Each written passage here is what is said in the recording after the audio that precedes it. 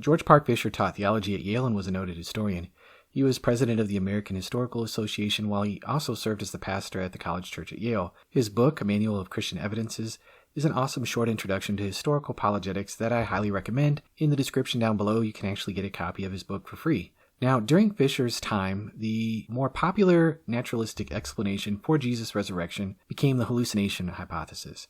Now, for those of you who don't know, the hallucination hypothesis basically states that Paul and the other disciples, they didn't really see the risen Jesus, they just hallucinated something that they took for the risen Jesus. Here's what Fisher had to say about that.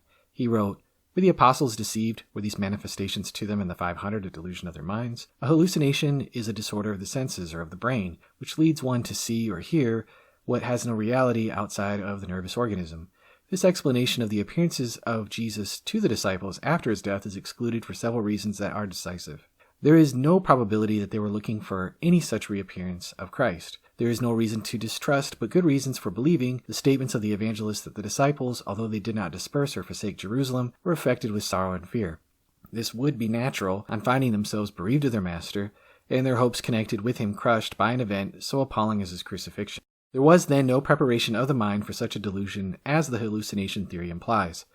Then the fact that so many persons and companies on different occasions were persuaded without a shadow of the doubt that Christ was with them, and they saw him, renders such a hypothesis the more improbable. When the authenticity of the Gospels shall have been established, the circumstances related by them, for example the doubts of Thomas and the way they were overcome, will be seen to absolutely preclude the theory in question. But besides these considerations, the idea of a hallucination is shut out by one remarkable peculiarity of the alleged manifestations of the risen Jesus. They took place, as Paul's testimony shows, at intervals and in a different number. They began at a certain time on the third day, and they ended after a brief period. Had the followers of Jesus been in that state of mind out of which the illusions of a hallucination might arise, and if this had been the source of what they thought to be actual reappearances of Jesus, these manifestations would have been much more numerous. They would not have begun and ended at these definite points. They would not have suddenly ceased. They would have continued and multiplied as time went on, and as the courage and enthusiasm of the flock increased.